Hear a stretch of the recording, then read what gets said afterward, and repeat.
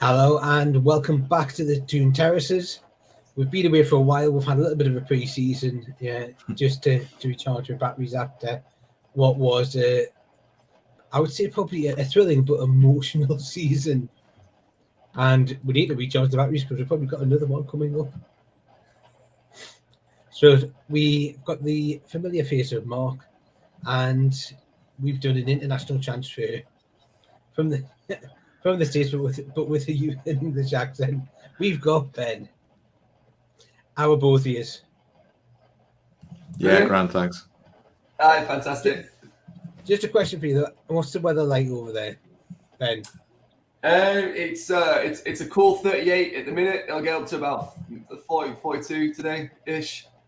So yeah, it's I take the dog out, and you got to take him out before 8 or 9 a.m. and then won't be able to take him out again until 7 p.m. until the sun goes down. The sun goes down early over here, but yeah, it's hot. Pretty much gonna be indoors most of the day. That's life in the summer in Arizona. Well, it's a bit like what we're Newcastle at the minute, isn't it, Mark? Yeah. Yeah, well, it has been, but I don't know where I'm sat. Unfortunately, the clouds have come in, but it's still bloody warm.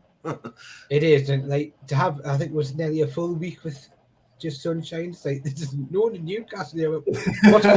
What's going on here? Different. We're not built for it back home, are we? It's as soon as it gets hot, it's like everyone starts dying and complaining. But yeah, it's here. It's for the next 3 months. It's probably 40, 45 degrees every day. Well, that's the thing. Because it's like, oh, it's too hot, and then you get, oh, it's too cold. I'm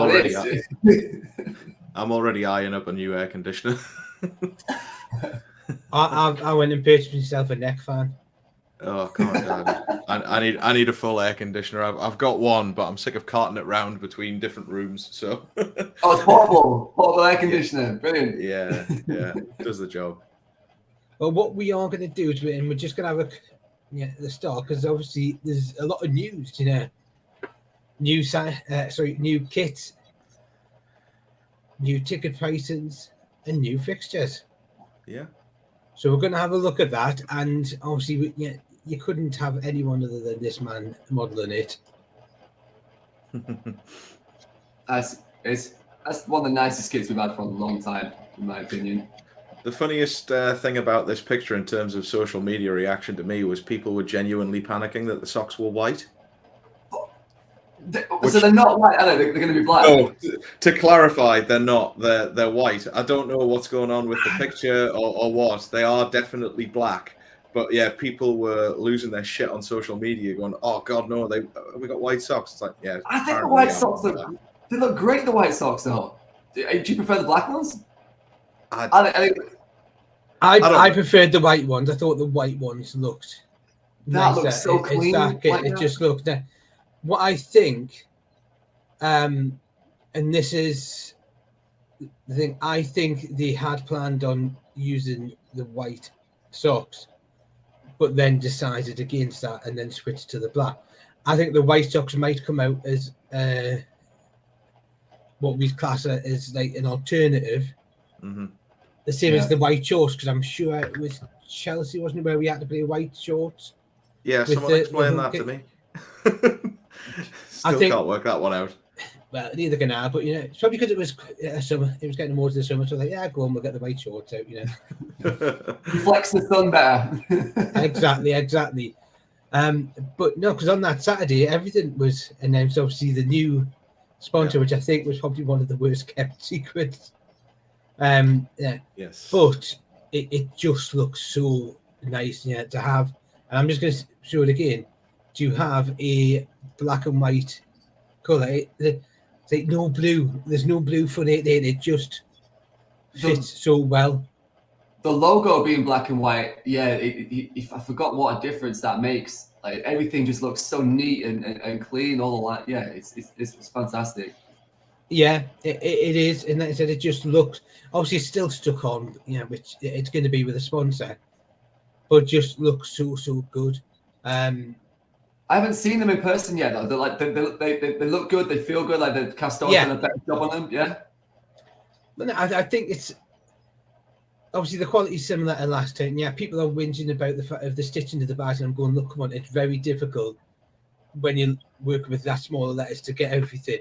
they're going, oh, it's two T's instead of an I. And, well, come on, it's nitpicking. Yeah, if you're looking at it, yeah, without Google, it'll be Newcastle United. Yeah, it looks good. I love the white because and this is because Stoke went to the white because obviously it was blue last year. They went with the white, so everything just matches, and it just looks so good. Like the fact that, and then this is the thing on the Saturday morning, there was queues at like 7 o'clock outside the club shop, and it was going up the street, and there was even like queues in the Metro Centre shop, outside the Metro Centre shop, and I'm like, when was the last time we had queues? It wasn't that long ago. And that one of the Twitter admins got sacked for saying, please form an orderly queue when the result came out. It feels like the 90s again, doesn't it? Like I like when I was a kid, like and like Newcastle back in the Champions League, like in the Keegan days, would go up for the kit launch and go like at the club shop, and you'd wait in the queue to get in and get your kit. I remember getting a Mike Hooper goalkeeper kit back in the day. For some reason, I was a big fan of Mike Hooper. I don't know why, but and like you'd wait outside for the kit to launch. But obviously, there's been like 20 years of pretty much 20 years of nothing happening. But it's nice to see a great kit and like people are like enthusiastic about it again. Like the city seems to, well, from a distance, it seems to be buzzing about the football again. It's it's nice to see. It is now, and I'm just going to pick this from back, remember. Salah being chosen, not surprised owners chose a fellow Saudi company. Of course, this has raised heckles from sports, the watching crowd, which is fair, but it's standard. Well, obviously, the issue is Salah is owned by PIF, but the amount that they're paying, I would say, is at the bottom of what the traditional top six would get. They're getting about 40 million. Plus with their front of shirt sponsored. 25, I think, is in between both. So I think it's a very fair amount. And I think with to be honest, it's so much better than like the 7 million we were getting off Castore here. So straight away we've improved that. We've got Noon, who are still with shirt, the sleeve sponsor. One thing which I'm just going to pick up on, and this is something which I've noticed on the training gear. There is no sponsor on it at the minute. Yeah, I think they might be doing the smart thing and selling a separate sponsorship for that, which a lot of clubs do now. Yeah. To be fair, I actually really like the training gears range. You're looking at it and you're going, oh, God. It's the one thing with Castore. I think Castore nail it on the designs. Yeah. No, I agree with that. I absolutely agree with that. And I know a lot of people like to dunk on Castore for being a bit, crap in certain different ways. They'll have their problems, but yeah, I mean, you only ever hear the negatives. You're not going to hear. I agree. Being positive.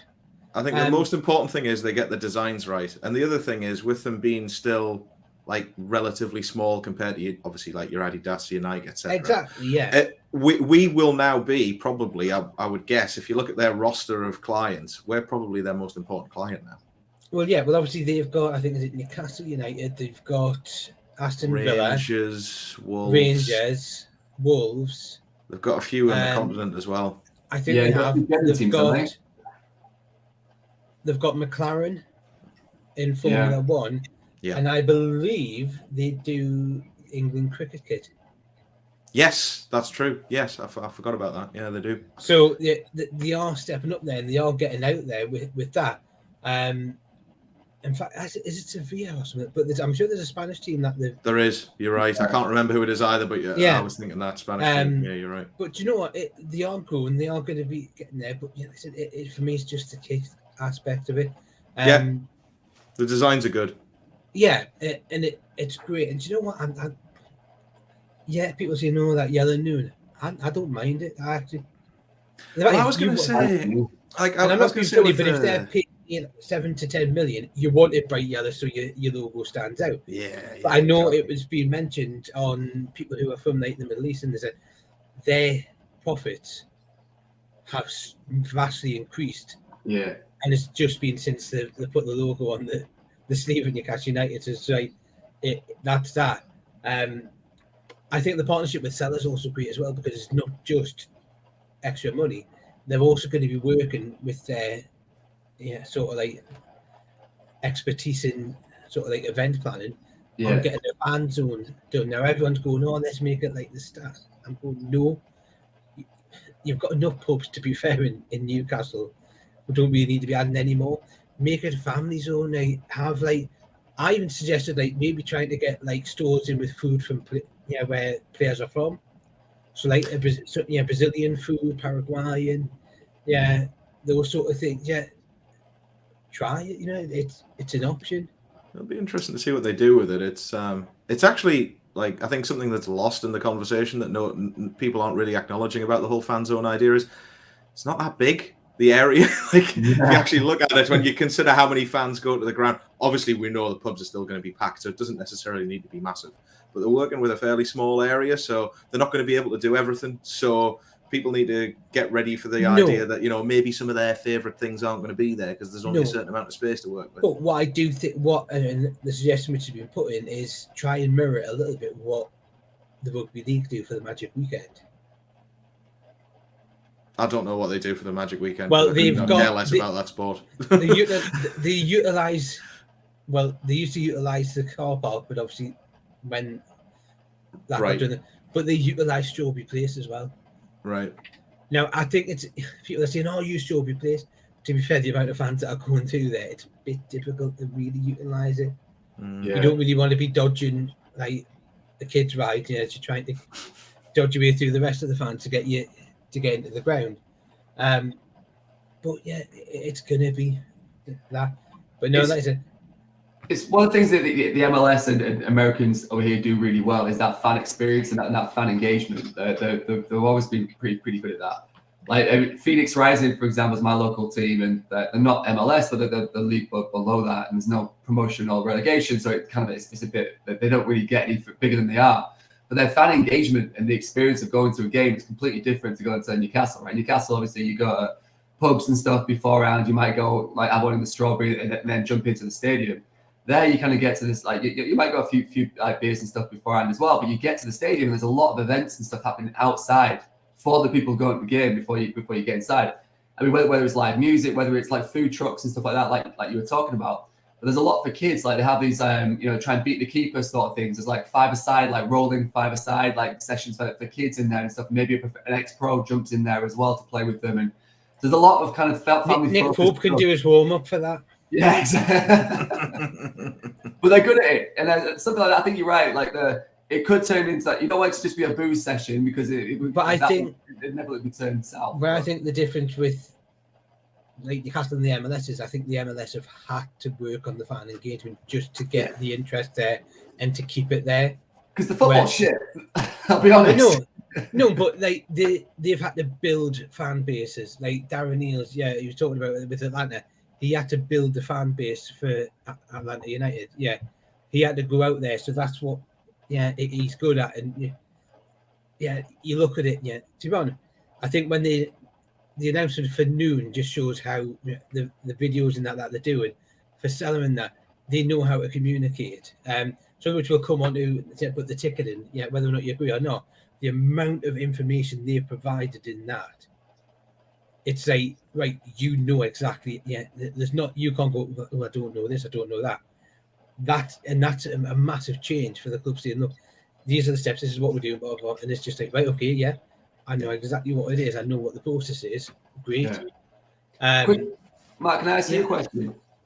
Quick, on the sponsor, do you see it as being problematic? I'm on Twitter a lot, and I see a lot of people complaining that how is it right that Newcastle, like a company that the owners own, and now sponsoring them? And obviously, we as Newcastle fans, we just look back to Sports Direct. Obviously, a pretty recent history of no one seemed to care then. You care now because it's relevant.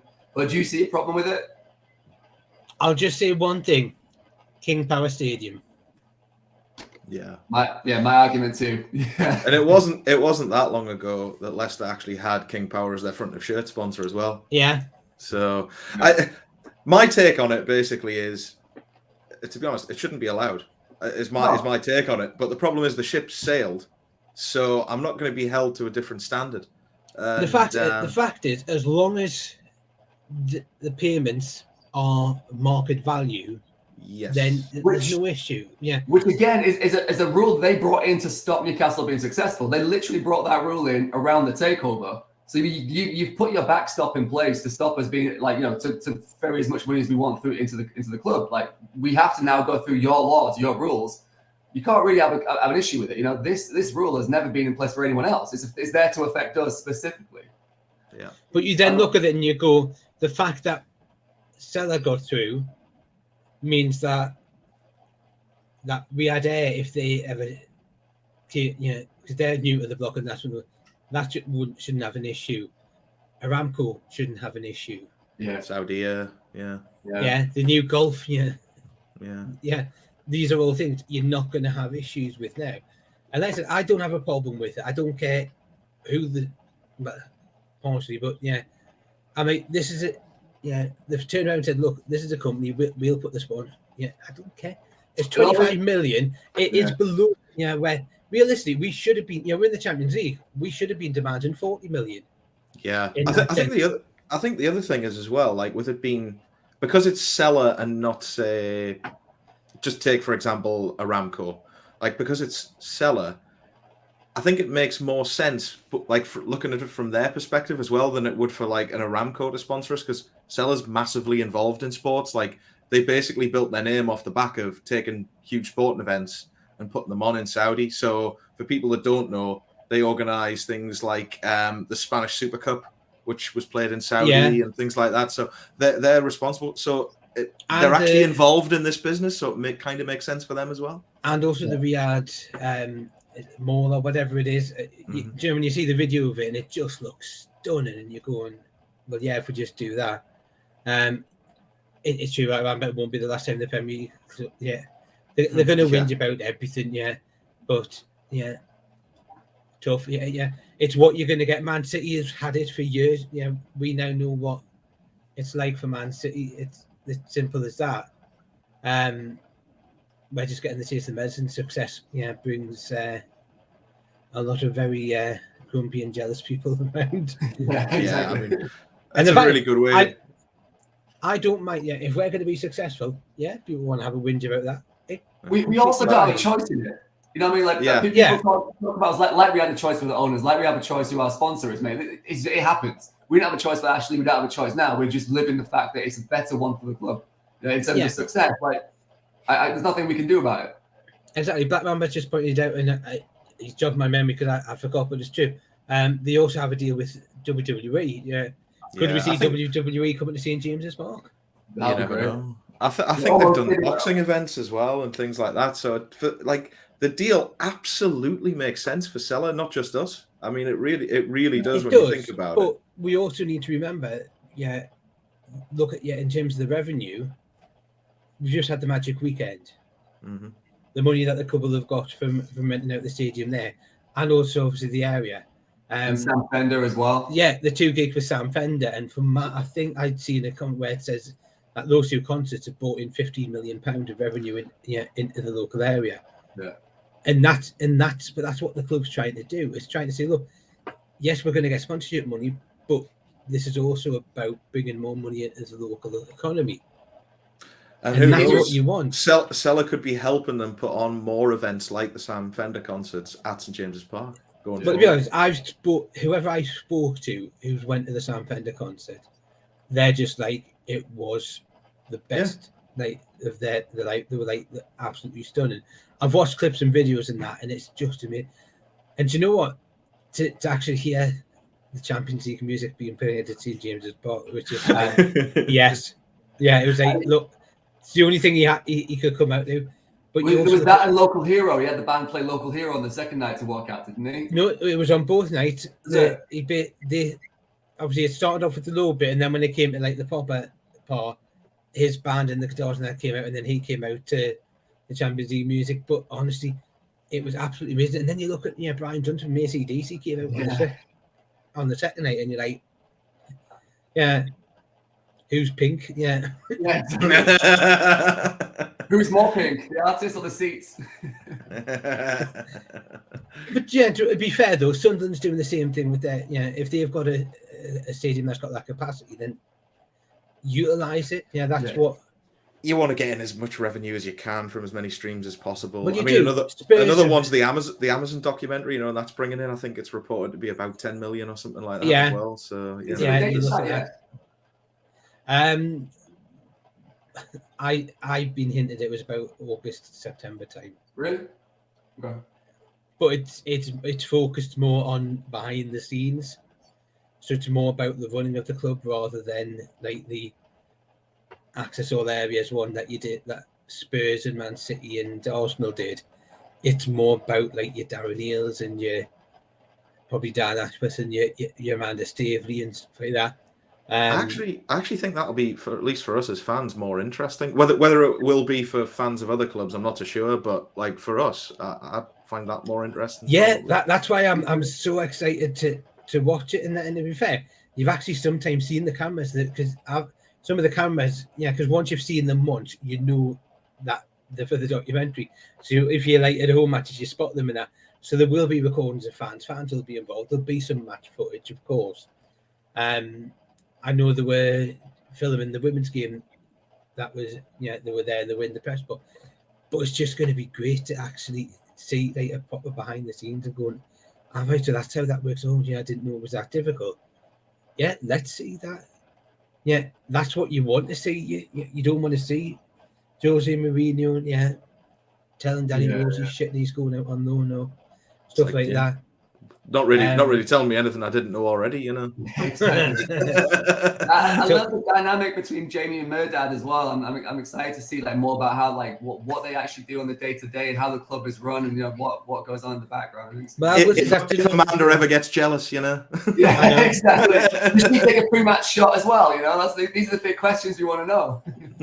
But the other thing which is also is Jamie Rubin did that podcast recently.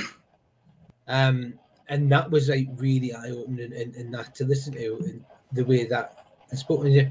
It's nice having owners that are open and willing to discuss things like Amanda, like Murdad, like Jamie Rubin and that.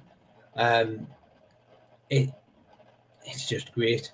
We're going to move on to the next topic, which is a very, very tough start for us. With teams that have qualified for Europe all in the month of August. Well, our first 4 games are teams in Europe. Villa at home, Man City away, Liverpool at home, and then Brighton away. Here's a question: how many points do you think we'll have after the first 4 games? Go on, Mark. Oh God, I don't know. 2. No, I mean it's such a hard question to answer purely because who knows what our squad's going to look like. I mean, Villa. I still don't think. If you look at Emery and what he does at clubs, this always happens. They always he always has an impact and they end up tailing off. Whether it'll be as fast as next season, I don't know. But look, at home, we should be putting in a performance against them. We need some revenge against Liverpool at home. Man City away, less said about that, the better. But if there is a good time to face Man City, and by the way, there isn't. But that would be it, sort of early doors. So I mean, well, sometimes Man City tough start. Sometimes Man City do take a bit of go. They're getting started. Yeah. So you think maybe, look, the second game of the season might be a quite good time to. There's never a good time to play City, but that is the least worst. Exactly. Yeah, but it is that.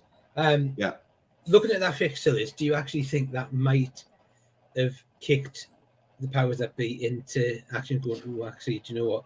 We might need to try and get the business done a little bit sooner, so we've got the squad gelled and ready for that tough start. Yeah. Go on, Mark. After you. No, go ahead. So I've been looking at the fixtures a lot. I think it goes like one of 2 ways. Everything's kind of built around narrative, right? Like it's kind of you either do really well or everything's on fire. So I think it really all comes down to that Villa game. If you win that Villa game, you go away to City, and as we said, it's probably the only good time, not good time like Mark says, but the only the time that you might have a chance of getting something before they get into that full routine, get into their rhythm. Like it was last season, we played them at home. We probably should have won, but we didn't. But it was a 3-3 draw. But if we beat Villa, I think we could go on and be, that we could go and take 9, 12 points from those. I think we can beat Liverpool at home. Like they're going to have a better season than they did last season, but I think it's possible. I think we beat anyone at home. I think we can beat anyone at home with especially on a Saturday afternoon, like Saturday early evening, first game of the season against Villa, Wall Flags. I think it's going to be an incredible atmosphere. If we beat Villa, if you look at what Arsenal did last season, it's momentum in it. You have a good start and you roll on from there. If we get through that first 5-6 games after Brighton away, then if we come out with that with somehow 8, 9, 10 points, that's we've played a lot of the big teams at that point. That after that we've got 2 months. Well, November looks difficult, but half of September, October, going into November is a bit more difficult. But that's how these title challenges start. Yeah, no, but you do, and you're right. So after Brighton, you've got Brentford, Sheffield United, Burnley, West Ham, Crystal Palace, and Wolves. So you're looking at that and going, right, okay, we've had 4 toughs, but then you're sort of easing in that. November, Arsenal, Bournemouth, and Chelsea. Yeah, both Arsenal and Chelsea are at home again. So yeah, you're looking at that. We seem to be getting, what was it? 3 of the big boys. Well, actually 4. If you look at it, we're going to have 4 of the big teams at home in the first half of the season. So I think it's possible to go. If you get a good start against Villa, then you're going to City with no fear. Liverpool, I think we can beat at home, and then you get into a run. If you get into like we say October and you're still winning games, you have those 6 easier games: Brentford, Sheffield United, Burnley, West Ham, Crystal Palace, Wolverhampton. Not easy, but easier than City and Liverpool and Brighton away. Then who knows what can happen. It's like what Arsenal did last season. It's like what Leicester did. You kind of get into that routine and you start winning. The other side of it is if we don't beat Villa on the first game and then you've got City away, I think it's a really easy way to get into Newcastle are in trouble. And that what the media is like. They're just waiting for any excuse to start saying, is Eddie Howe up to the job? Stuff like that. So I think honestly that it really comes down to that first game. It's going to go one of 2 ways. It's either going to be, wow, this team is going to be a challenger, or it's going to be, look, they're in, have they got the squad to be able to do this and the Champions League? And look, is Eddie Howe good enough to do it? So I don't know, man. I think it's the first game. It all comes down to that. I'm just happy that we've got a game at home on Boxing Day. Yeah, I was about to say, yeah, there was 2 other things that we haven't discussed that stuck out to me, and that was one of them. The other one is it's a bit of a pain in the arse to be having to play Brighton on the south coast in 40-degree heat again. September 2nd, because it's like, oh Christ. Yeah, but bear in mind, it is the UK, so September could be absolutely chucking it down. Yeah, well, fingers crossed, because last time it was just like that game was just like. To be fair, I don't think it was great for both teams, but they definitely coped with it better than we did. Yeah, the home game proved like if you work really hard against them and press them, you can get a bit of joy if you do it right. But we just understandably did not have the energy last time. They're a team that's about to be decimated as well, right? They've lost Alexis McAllister. They're about to lose Caicedo. They're really good at replacing these people, but it's again. Do we expect Brighton to start really strongly with this new look team? With a lot of their star players leaving, I don't know. So it might again be a good time to go and play them. Who knows? I agree. Actually, I think because of the upheaval, it might take time for them to look at a place. If we look at it though, at the end of the season, we end the season with all the Bees. Yeah, Burnley, Brighton, and Brentford. Annoyingly, we're away again on the last day of the season. So, when can you give a home game? Yeah, come on. And it's like Brentford aren't even on the Thames. We can't take a boat. No, you can. You can? They do. No. There's been the cruises to Brentford because they'll get to the nearest. It's not actually that far from the River Thames, but the stadium actually. So yeah, they have done it. Yeah, yeah. All right. Well, we'll at least get that. I think they even do it for Chelsea, and Chelsea's nowhere near the. Yeah. I mean, yeah, Chelsea's not too far, but I didn't realise Brentford is as close. No, yeah. So we need Southend to get promoted to the Premier. We'll have to go right down the Thames to Southend. So no, it is just that. Yeah, it's a tough start, but is it maybe better getting those teams out of the way before the Champions League starts? That's another because the Champions League will come into play for like September, October, November. Yeah. If we've got a couple of the big teams out the way by then, it's sort of like, well, right, that's fine. Well, it comes like we said, like it comes down to the start, right? If you take a few wins from those first 4 games against big teams, then you're taking momentum into the Champions League. If you don't pick up wins against those big teams, then it affects Champions League too. Because obviously, you look at the team you're going to be putting into the Champions League. It kind of depends on league form. I'd have thought, we need to make sure we're in the Champions League again next season, or at least in the Europa League. So, like, if our opening few games goes badly, we're going to want to make sure that our best teams going out into the league, I would have thought, to make sure that we qualify for it the next season. So, and then rather than using the Champions League, which in reality we're probably don't have much of a chance of. We don't have much of a chance of winning. Spurs got to the final with probably a slightly better team than what ours will be next season, but I wouldn't have thought much better. But yeah, it's probably not likely we're going to win it. So you'd have thought that the league would still be the priority, but yeah, it's momentum, isn't it? Well, no, we aim to finish third in the Champions League group, so then we'll go into the Europa League, and then we can win that, and then get back into the Champions League that way. Yeah, all right, that's a good plan. So we win the cup, and we get into the. Yeah, you look at it, and I'm not even, but West Ham won the Europa Conference League. Yeah, and did you see the teams they played on the way to that? I mean, Jesus wept. I knew about 2 of them. I was looking at their path to the final earlier today, and I was like, literally, they played nobody apart from Fiorentina. They played like fucking. The next best team they played was they played Alkmaar and Anderlecht. I think they had Anderlecht in their group, and everyone else was just like, you've never heard of them. Absolutely never heard of them. If your route to the final includes like Belarus, Luxembourg, Netherlands, and Belgium, then you're probably going to win it. One thing which I also just want to touch on now, and it's been something that's been hotly contested over Twitter because there's nothing else to discuss. Is this people complaining that the price of for season ticket holders, if you go to the scheme, the price per game will be £55. What's your views on it, Mark? Do you think some fans are right to be a little bit upset over it? I think the takeaway from this is being completely missed. Everyone's banging on about 55 quid for a Champions League ticket. The thing that, if there is a controversy in this, and to be honest, I don't think there is a massive one. I think 55 quid is fair. Is 30 quid, or was it 30 or 35 quid for FA Cup? I'm not being funny, but like we could draw fucking, I don't know, Kidderminster at home, and you're going to be charging with 30 quid for that. But for only 25 quid more, I could be watching us play against Real Madrid.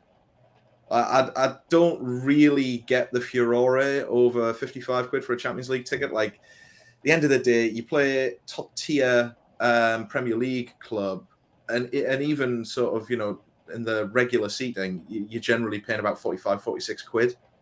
So, you have to expect it's going to be a little bit more than that for the Champions League. I don't think it's outrageous. I think it's probably about right. I was expecting it would be something like 50 or 55 quid. So when they came out with it, I wasn't surprised. For me, it's the FA Cup that should be the conversation here, because that should be based, I think, on who you're playing. Yeah, but that's the thing. But I can also see a point of why can't say, look, £55 is going to be the match day price. But if you use a season ticket and you guarantee that you're going to go to all 3, we'll drop it to 45. I don't really see why.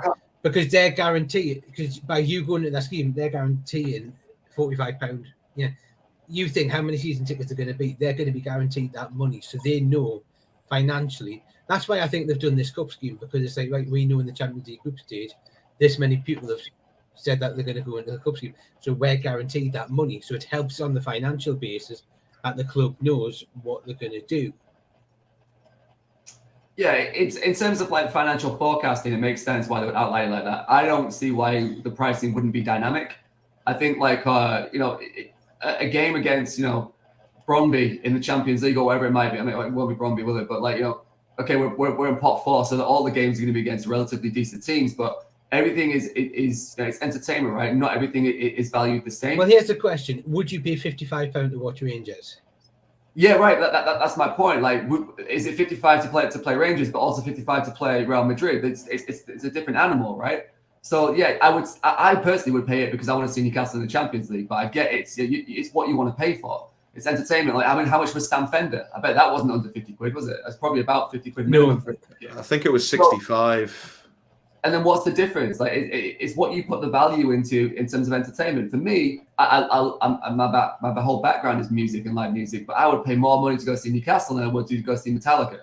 You know, like I put more value in watching Newcastle in the Champions League because I haven't been able to do that in 20 plus years. I can see Metallica every year at Download Festival, whatever it might be, or on tour. It's what you put the value into, which is I don't really understand why people are getting so hell-bent about it, but I guess it's because it used to be cheaper, but everything is getting more expensive. You've got to plan for it now. Yeah, to be fair, I think there was some who are about season tickets going up on average 3.3%, but up to 5%. That is nothing in terms of other things that have went up. Or versus inflation time. Yeah, you look at all the phone contracts. Yeah, with any mobile provider, you're going to be between 14 and 70%. Your phone bill have risen.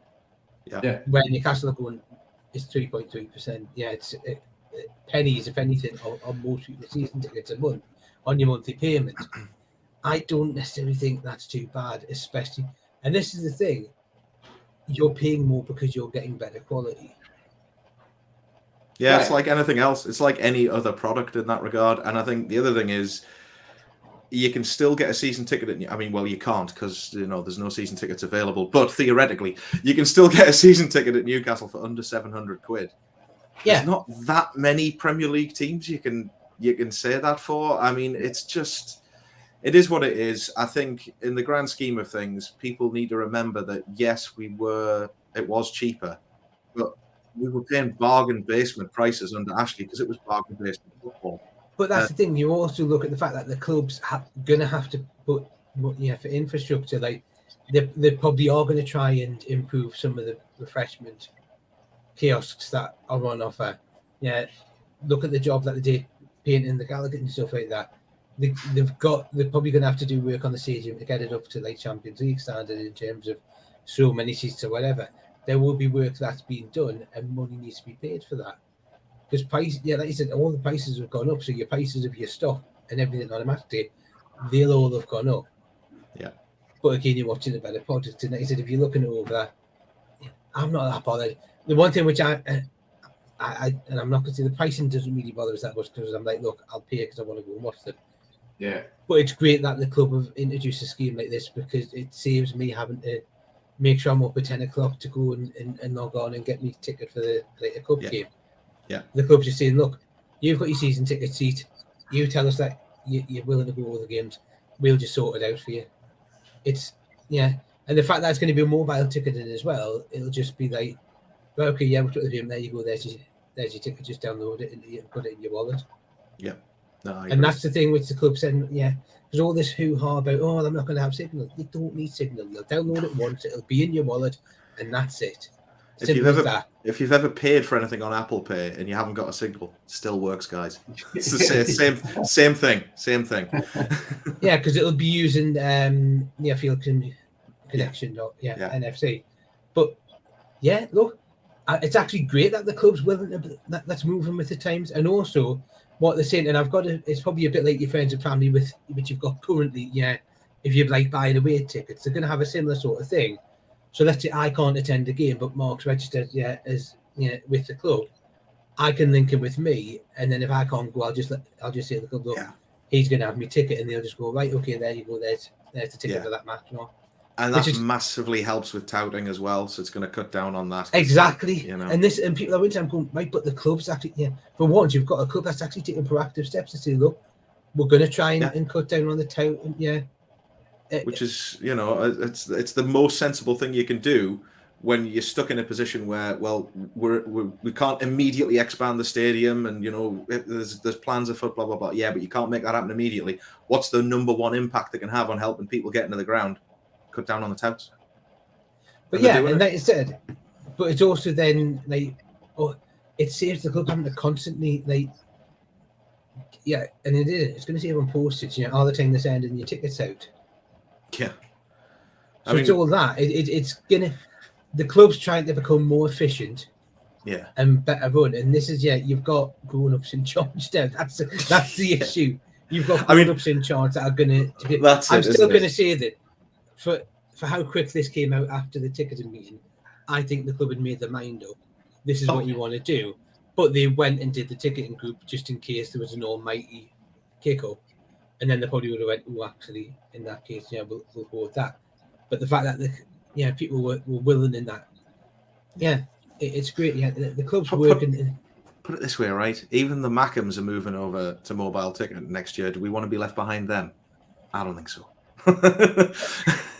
You great point. But I think a lot of it is we were so behind the times with Ashley that anything now moving up to be like more modern and like to having this like, for a long time people just wanted this information and now they've got it. They're complaining about it. It's like this is like a lot of change. It's going to happen. We were so poorly run for such a long time. We're actually becoming more of a forward-thinking club. Other clubs are going to look at the communication they have with the fans, look at the relationship with the fan base, and now for some reason we're like, well, this is too expensive. So now, like you plan for it. You got.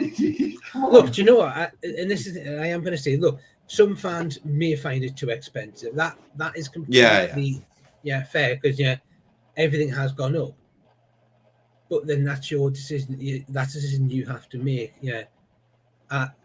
I'll do that sometimes. I'm like, oh well, I'd like to go. It's a bit, it's fine. I'll just leave that. Those are choices that you can individually make. Yeah. But as ruthless as it may sound, Newcastle United as a business, they can't just turn around and go, well, we're going to keep and a business that is actively trying to increase their revenue so they can spend more money, right? Like we all know the reason why these prices are going up because they're trying to bring in every single penny or pound that we can, which will offset our FFP. The more we earn, the more we spend. So like, the other side of it is that it's a business decision that will help us be more successful.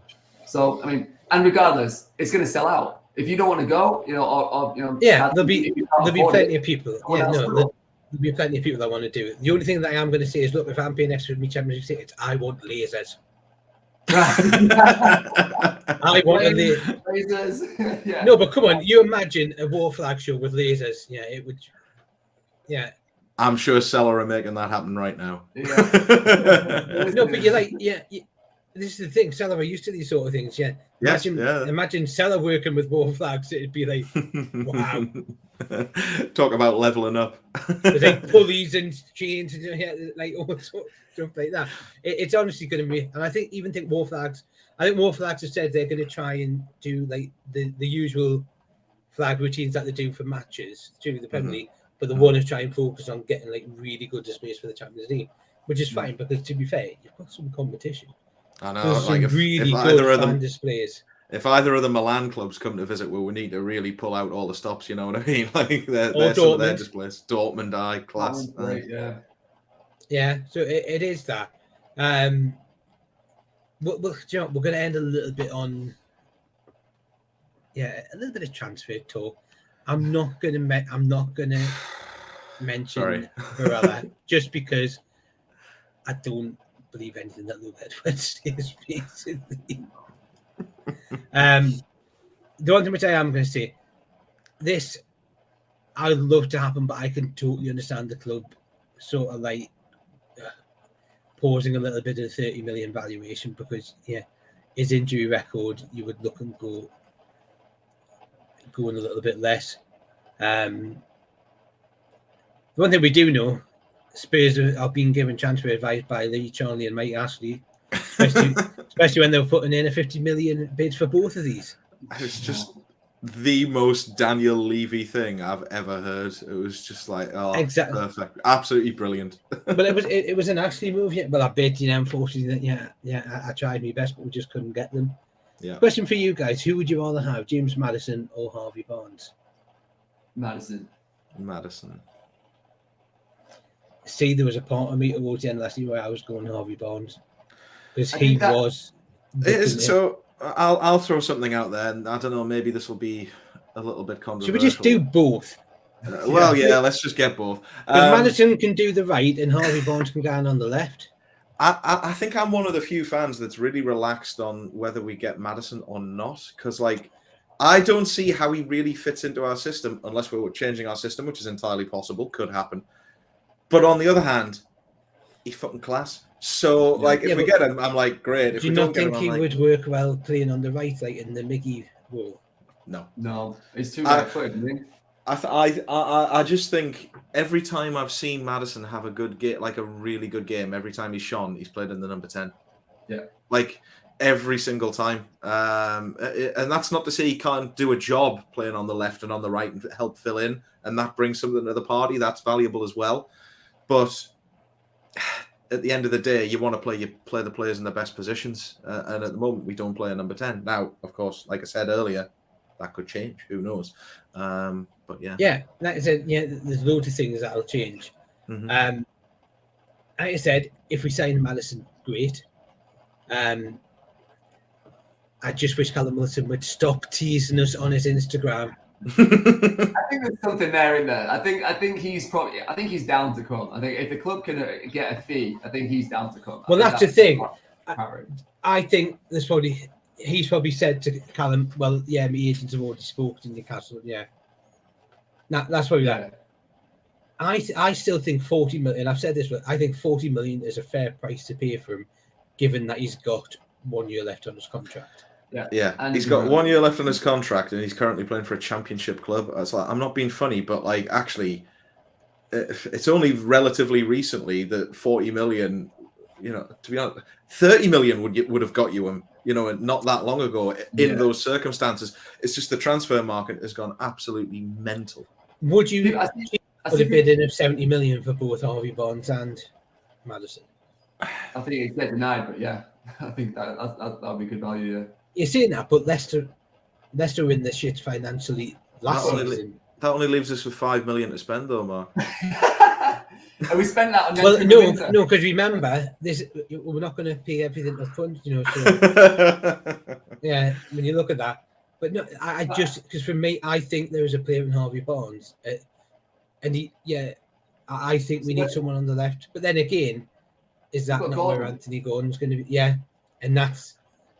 Yeah, I like Harvey Barnes, and I think that deal that you just put forward, Mark, was would represent good value. But yeah, I don't for 35 million, and I just think it might tend.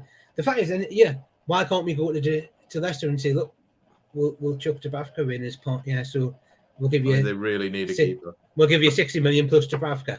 There you go. Yeah. So I think 10 million. I don't think he'd want to go to the championship. Honestly, I think part of his thing he wants to play football, doesn't he? But I'll be honest. I'll be honest with you. I've been beating around the bush a little bit. Barnes isn't a signing that really particularly excites me. I rate him. I think he's a good player. I think that deal would be good value.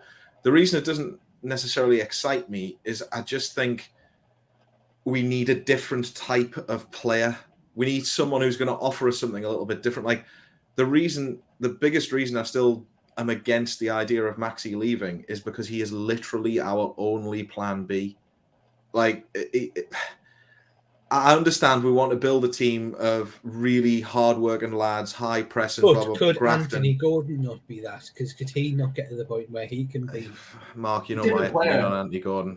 No, I know fine well, which is why as soon as Gordon's name was mentioned, you moved back to Harvey Barnes. I think they're different players. I think like Mark says, like Maxi's a wild card. You put him on and you can do the unexpected. He's like, people don't. If we don't know what he's going to do, defenders have no idea what he's going to do. Other teams can't, they can't plan for it because is he going to cut inside? Is he going to go on the outside? Like, no one really knows. Is he going to have a good day or a bad day? He's just. But the problem, and I'm not saying we need to sign more players like Maxi. I'm just saying we need something different to the players that we've got than what they're already offering. It doesn't necessarily have to be along the lines of Maxi. But for me, the problem is Maxi's probably one of the only players we would get a substantial level of money for.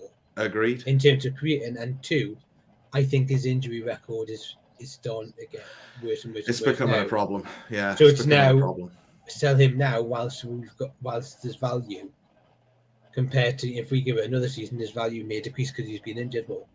It's one of those ones of I think the Maxi Maddison thing, like to your point, Mark, I think if we brought in Maddison, you probably allow Maxi to go. I think Maddison offers that creative element that Maxi also offers, but Maxi is a lot less consistent. You know, Maddison, like I think one of the things with him is like, I'd be super excited about, and like I'm kind of with you on it. I think he'd be a good signing, but I'm not going to be super mad at like if it doesn't happen.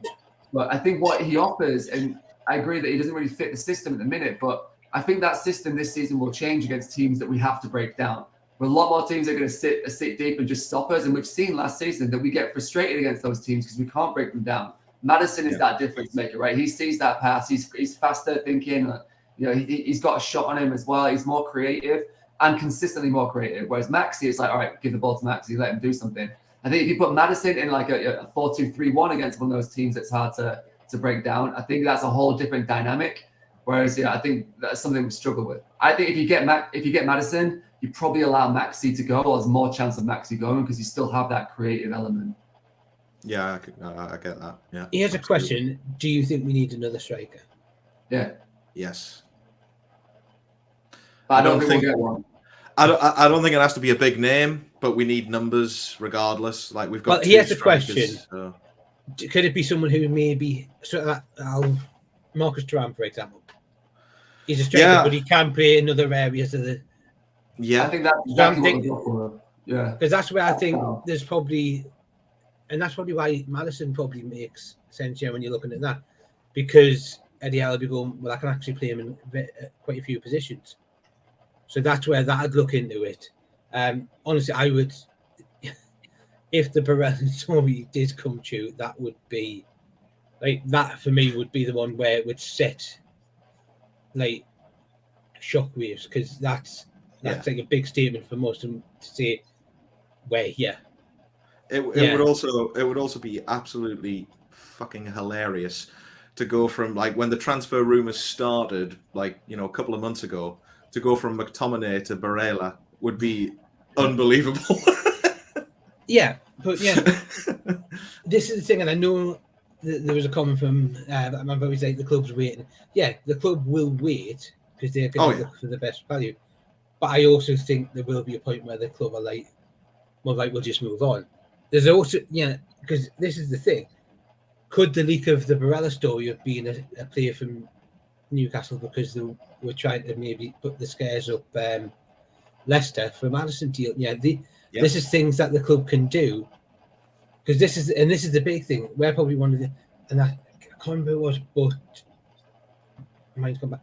Inter Milan, they need to raise 270 million. Yeah. Mm-hmm. Because of the financial aspects of that. So you're looking at that and you're going, well, they might be demanding 80 odd million at the moment, but Newcastle can say, well, no, we're not. Reality might kick in eventually, and we're getting for 60, 70, They're trying to sell like Brozovic and players like that, aren't they? But I don't know how much they were actually going to get for players. They sound like big names, but how much are you going to get? Like these actual saleable assets, like they have the ones that people actually in demand for. Then it might get to a point where, all right, we've only got 50-60% of the money that we needed through. We have to sell one of these stars, and one of them will have to go. So I think there's a possibility. I just don't think he'll want to come, honestly. No, but this is it, and this is the other thing where you look at it, and this, they keep on talking about, and they keep saying like, "Oh, the player doesn't want to come." Newcastle will, because the way modern football works now is the club will have been via intermediaries, will have been speaking to that to see whether or not the player wants to come. Yeah. Because they're not going to put bids in for a player that doesn't want to come. So if a bid's going into a club, the player's interested in coming. The other thing which I'm loving seeing is our focus on the youth side. So now we've brought Minter in, and then obviously he's been notified. There's talks of we're bringing a young lad in from Wolves. I think we've just signed. That's a Feyenoord team, by the way, that's in pot 1 of the Champions League draw. So it's like, how massive are we? We're signing a young kid and loaning him out to a pot 1 Champions League team. That's how I'm choosing to look at it anyway. Well, no, but it is, and it's for once, Christ, if that's a shoulder decision, well done. Surely you've got. I think you've got a loan right, but you've got. Well, he has to play first, right? We thought Kual alone would have been good for him, but he didn't play. So. Well, no, but there's reports that we're after a lad from Wolves. We've just signed 2 young lads, I think, from Port Vale and somewhere else. Yeah, we're looking at these young, hungry, good, great talents there. And this is what someone said. We've just spent 7 million on that lad who was sent out to loan to Feyenoord. Yeah. 7 million. It's not nothing, is it? You know? Not long ago, 7 million would have been we're top signing of the transfer window. I thought we spent on Bernard, which was our one signing last time we were in Europe, wasn't it? Yeah, something like that. Yeah. No, so that's the thing, and you look at that and you're going. It is exciting because like the club has never focused on youth ever. Like go back all the way. Keegan never gave it. To be honest, it's never talked about. But Keegan couldn't give two hoots about the academy. He basically like binned off the reserves team and everything in the under-21s. He didn't care about it. The infrastructure wasn't there when Bobby came to the club. Then pretty much after that, you're into the Ashley era, and you know what he thought. So it's like we've never. If we're just going to point out, and this is homegrown, you look at the fact Sean Longstaff's just come through, Elliot Anderson's coming through, and he's looking more and more like an established. Yeah, Lewis Miley. He was fantastic. Like against Chelsea in that short amount that I saw him. But exactly, and from my understanding, from what I think has been said, I think Eddie Howe's going to resist the temptation to send him out on loan. I heard that too. Yeah. And I would love to see him getting some game time in cup games or what have you. Yeah. But the fact that we've got Elliot Anderson and as an option, and when he's come on, he looks decent. And if you look at the pictures pieces, and he's bulking up, but you look and thinking, tell you what, you're putting the strength on that, and they're working. Yeah. If he gets some opportunities out wide as well, because I still think that's where he's best. He does a good job in midfield, but when he plays out on the wing, he's had some moments in the season, second half of the season when he's played out there. He's looked bloody good. And if we can keep Isak and Wilson fit, come on, because that's another thing. Yeah, we finished fourth, and we either had Isak injured or well, actually, now I'm going to say Isaac. Yeah, stuff you, Max. There's footballers who are training with him every single day, and they're saying Isaac. So. Yeah, footballers are notoriously daft, though. Like, not the smartest. I have a question. Even Isaac said Isaac in one. I think he's being polite. Yeah, I'm going to say Isak because Max will kill us if. Sorry, Ben. Can I touch back on the part about bringing in a third striker or someone like someone who can play up top? What is the feeling around the free agent Iosi Perez? As third choice striker. I'll let you go first, Mark. I've got one comment on this. So go on, Mark. I'm going to say this as a third choice striker. I'm not going to say I wouldn't be against it. I can totally understand that logic. However, he was dead to me as soon as he put that horrible tackle in on Bruno when we played them. Yeah, I know, but now he can put that horrible tackle in on Bruno Fernandes. Redemption, full redemption arc, right? But it would just be like, it would be one of the positive stories of the Ashley era. We've sold him for 30 million and we brought him back for nothing. Yeah. And I still say this. Homegrown player as well. Yeah, that's what I mean. Yeah, like only just it makes sense for a Champions League squad. We next thing. I think going back to that, like. But you don't also think Iosi Perez would actually thrive in the style of football that. Yeah. I think he's a workhorse, isn't he? He always worked hard, and I think this sort of pressing team would be perfect for him. Yeah, and we can bring his brother back over and play for Bryce Barnes or something again. Yeah. But I think that sort of position is what they need, right? It's similar to like that Ekitike. But I'm going to say this: if Joselu can get a move to Real Madrid, we can make Iosi Perez look good. If Joselu can get a move to Real Madrid, we can get Barella. How the hell in the last 5 years did Luke de Jong get a move to Barcelona and Joselu's about to get a move to Real Madrid? It's like the footballing world is mental. Absolute fucking joke. Yeah, but then you're like, how did we get Nick Pope for 10 million? How have we signed Botman and no one else has come in for him? Yeah. How did we sign Bruno when we're in the relegation zone? Yeah. How did we get Bruno? How did we get Isak? How did we sign Botman when he absolutely cannot stand us? And the thought of him playing for us apparently was, would turn his stomach. If you listen to the Italian media. Yeah, I disagree with you. I actually think Perez would fit into the style of play with that. I think he would as well. In a funny way. He works hard. Yeah. You imagine Perez like in the Mickey role. I think that would be a perfect role for him because he's played on the right under that. Because remember, wasn't? Oh, guys, what was it? It was Rondon. Mickey and Perez. Yeah. Yeah. Remember towards the end of that season, and my God, those three looked amazing. Yeah.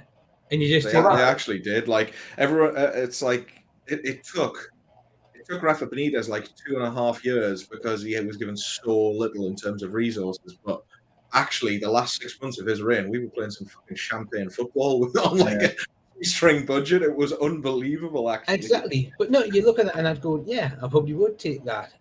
Do you know, I'd love to, just for that one season, I'd love to see, to try and bring in Ilkay Gundogan for like one season. Honestly, I would, because I just think he's immense. But he's not. He's probably going to go to like Real Barcelona or something like that. Yeah. But how about we take a chance on like a Sadio Mane or something? You know. Well, I've seen a few of those. I said I would. I would take Sadio Mane. I'm not going. Do you know? I'd love us to go for Firmino. Yeah. I think he would definitely fit our style of play as well. And you're forgetting a bit of Firmino's on a free. Yes. Yeah. Was he more on the left? He was right in the middle. There was Salah on the right, Mane on the left, Firmino right down the middle. Firmino's kind of more of a Wilson sort of more of a hold-up player than Wilson, but yeah. But in that sense, you could put Firmino in the middle, push Isak out to the left a bit, and have the other aspect of that as well is like you cannot put a value on bringing in players that have that much Champions League experience. Yeah. You know. But anyway. Perez as well. Didn't you get Champions League experience with Leicester, or was that after they'd been knocked out? After they kind of went in the Champions League? I don't know. I don't remember. I think he joined them the season after. Yeah. Yeah, because I think they were in the Champions League when obviously they'd won the league, and that was the year I think we got relegated. Yeah. Did we what's the Leicester mid Tielemans? Do you think we missed out on Tielemans, or do you think it was a good bullet dodge? I did not want him. Not want him at all. And I can't understand the logic behind certain sections of the fan base thinking that we've really missed a trick with him. It's like, I'm not being funny, but like you look at the definition of down and tools in the dictionary, and it was him all over. Yeah. And it's like. Or and you got the same people who are saying like, "Oh, we've got a no dickheads policy at Newcastle," and then like 5 minutes later, turn around going, "Why didn't we sign that dickhead?" And I'm like, I just don't get it. It's like I think Tielemans is a dickhead, and Maddison isn't, and that's why I think he would be fitting because he's nowhere like that. He's got a sensible head on his shoulders and that's where you look at it and you go, "Yeah, do you know what? Come on, yeah." I think Maddison was a dickhead. I think that was his problem why he didn't get into England a while back. But I think a lot has changed over the last few years. He seems to kind of. He's matured. Yeah, exactly. But to be fair, he's got a kid. Yeah, and I think he's got a kid on the way, so that's probably matured him quite a fair bit. And I think the other thing, and I'm going to say this, just on the aspect of that, and it probably plays in that, but I remember seeing him front and center of his support for like the LGBT community for Leicester City. He's not afraid to go and do that. I haven't really seen many footballers in Newcastle United do you know, like it's true, actually, and that, and you're sort of thinking, why not have a player that's willing to actually say to do things for the community? So that's why I'm saying that he seems to have like a very level head, and he knows what he's doing and stuff like that. So that's why Maddison would be great. Yeah. The other thing with Maddison is as well, and even in bad teams, which obviously Leicester had a very bad season last season, got relegated. Even in bad teams, real top quality players still find a way to shine, and he did that last season, and Tielemans didn't. He reminds me a little of the impact that Wijnaldum had for us. He was a quality player in a terrible team, but you could see he was better than everyone else around him. And I think that he kind of Maddison watching Leicester, he reminded me like that a little bit. Yeah. I'm not getting Wijnaldum to come back and do one season as like a holding midfielder.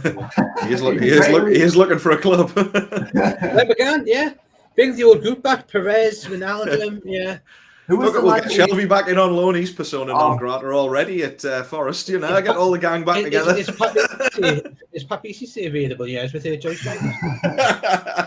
What was the who was the lad that we brought in from Dortmund on loan, made it permanent, and then sold him the next season? What was his name? The Spanish lad. Marino. Yeah, Mikel Marino. He would be fantastic. He's ripping it up over there. He's a class player. I loved him at Newcastle. I was gutted when we sold him. Yeah, well, I think the only reason we sold him was because he had a release clause in his contract. Yeah. Because he went to Sociedad, right? Isn't that where he's at? Yeah, that's where he's at now. Yeah, I think that's where he went.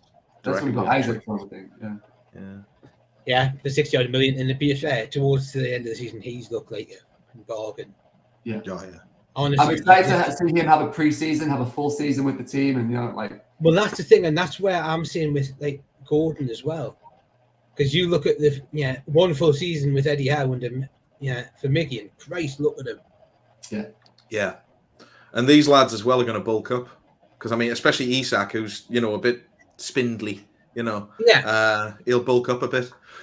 But Willock, Longstaff, Big Joe Linton, there's not one player that has went downhill. If you get what I mean, with Eddie Howe, every single player's improved, and it's.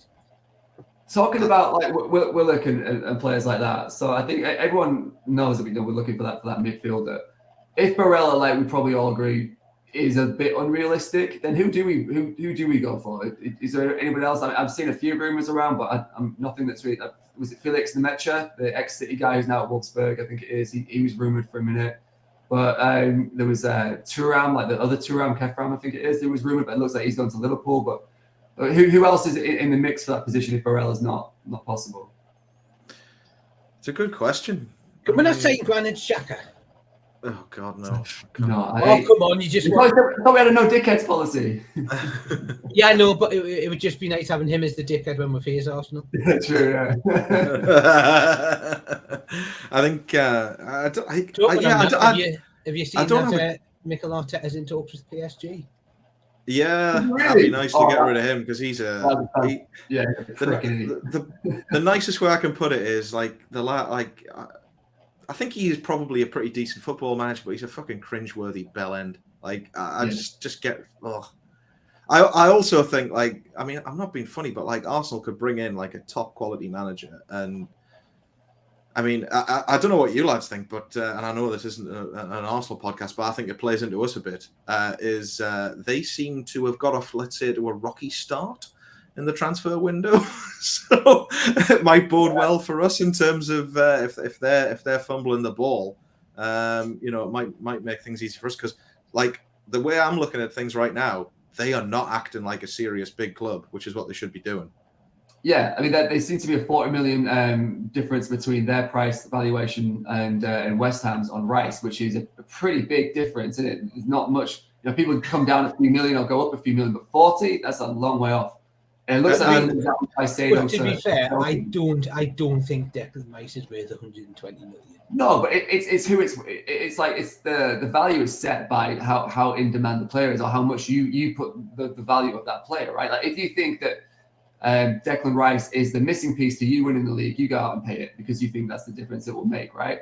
But he's not. I agree with you. I don't think he's a penny over a £60 million player. I wouldn't even. I would say the point is they should be looking at this situation in the exact same way that Liverpool looked at Virgil van Dijk. It's was Virgil van Dijk worth 75 million quid? Probably not. Are we going to pay it? Hell yes, we're going to pay it because he's going to be the guy who helps us win a title. And sure enough, he did. And if Arsenal had any courage in their convictions, they would look at that situation and go, Declan Rice gives us a hell of a chance of winning the Premier League title. We'll drop the cash on him. I honestly think I think West Ham, I know they've said 120 million. You can probably get him for 100, I think, which I agree. He's not worth that. But the transfer market at the moment is absolutely mental. And it's one of the things that I think is going to be really challenging for us. I think this transfer window is going to be really, really difficult for us because the prices are going to be so mad and inflated. Because you've got these situations going on like Rice, 100 million for Bellingham, all this kind of stuff happening in the background. Leeds won 40 million for Tyler Adams, and you're like, I don't It's think just that's mental, man. I don't think that's a bad deal, honestly. I think Tyler Adams could be a £40 million footballer. Like, if you spend £40 million on gold, could be though. That's the difference. Could be. I'm not being funny. You're a championship club now. You haven't got a leg to stand on. Like I think Adams has proven that he's good enough to be like playing for playing well, maybe not Champions League, but We playing for a need to team go. in We Europe. need to go for Robin Koch. Yeah, he's a three. He's what, We're 3 not million gonna- buyout, is it? No, but the fact is, we're going to have Batman and Robin. That would be fantastic. Yeah.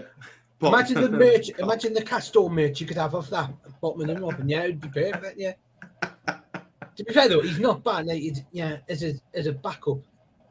But then again, they're playing in poor teams. It's hard to judge someone like you really have to like dive into like the analytics of it and like what their stats are like in depth to see like the difference they make. Because there's sometimes this is where scouting gets so important because the eye test. If you're looking at a terrible team, it's really difficult to stand out in a terrible team. Madison, is that good that he on the eye he stands out, but his numbers like add up. But like Tyler Adams is I think it was in terms of his pressing or like tackles or ball retention or win backs or something. But he's got really good numbers in a lot of good stats. If nothing just to look at, but I know there was a talk. But what about Carlos Alvarez? Yeah, it's got a bit quiet, hasn't it? Yeah. But you look at that and you think, because I've been impressed when I've watched him play for Southampton. I think I read on the Chronicle that it wasn't Chronicle, but somebody that said that he didn't want to leave Southampton. He wanted to play, but I don't know how true that was. But I didn't know like what the deal was with that. Oh no, I do not want to go and play in the Premier League. Yeah, or in the Champions League. I tell you what, though, the other player that we've been linked with, Livramento, I think that'd be a great signing. Yeah, but then he's right back, isn't he? Yeah. And we just signed Ashby, and obviously we've got Trips, who's not going to play first team. I think with the amount of games that we've got this season, I wouldn't be surprised if he comes. I think we also got really lucky last season with Trippier not picking up any injuries at all at the age of, what is he, 32 now? 33. So we need to be looking to have a really solid. We've got Craftinho coming back. Yeah, I don't know. Like, is he going to be the same player after a major injury? That's what he could be. Listen, he could be. But we just don't know. We just don't know. I would say someone like a right back where it's not urgent. We're not necessarily like really in a hurry for him. That's something which I think you might see waiting until like the end of the summer, like the transfer window. Yeah. Next summer, I think that's going to be a priority because like Trips out. But let's say we look in pre-season and Kraft's not looking. The decision might be made. Right, okay, we need to move for the right back. But if he's looking okay, then I think the club will probably go, we could probably hold off, maybe January or the next summer. But I think the focus is going to be they're going to want to bring a midfielder in, maybe two. Yeah. And that's what they'll look at. Can we not bring someone who can do left back and right back? Kyle Walker-Peters. There we go. Renan Lodi, I don't know if he plays right back, but as far as the left back goes, I think he had a decent season at Forest, and we were linked with previously. He definitely adds a lot more going forward. Yeah, but the fact that Forest don't want to keep him, you sort of like. Yeah, but I mean, there could be multiple different things. It could be, I don't know. He had a good season. He played well, but whether it's his personality or whether it just doesn't fit with what they're doing, but I don't know. No, I agree with Martin that Kyle Walker-Peters, because he can play a left back, but he can also be covered, at the right back in that aspect. So again, as we say, the multi-purpose, player is what Eddie Howe seems to like. Players that can play in different positions. He could be our new James Perch. Perchinho and Willoquinho. But going head to head with Allison, so he gets sent off, and Andy Robson's got to go in net. Still love that game. Class. But we'll wrap it up there. Because it is the off season, we're not just going to put shows on these things on just for the sake of it. If there's something to talk about, then we'll put them on. But if it's not, there's no point in us just coming on to just go, we'll just repeat what we've been speaking about previously. Probably getting into July, obviously, when we've got the friendlies, so we'll probably start doing more of that. Obviously, I think the first friendly's on the 15th against Gateshead. Gateshead away. Yeah, I've got my ticket. Ready for the long trip over the Tyne. It'll be arduous, that, isn't I know. I love the fact that there's 3 stands going to be full of Newcastle fans and only one with Gateshead. And I still say there's probably some Newcastle fans going to be in the Gateshead home end as well. Yeah. I would think so. But yeah, we'll end it there. We'll say good night, good evening, good morning, wherever you are. And we'll be back soon. So thank you for watching and enjoy. Thanks. Bye. Thanks.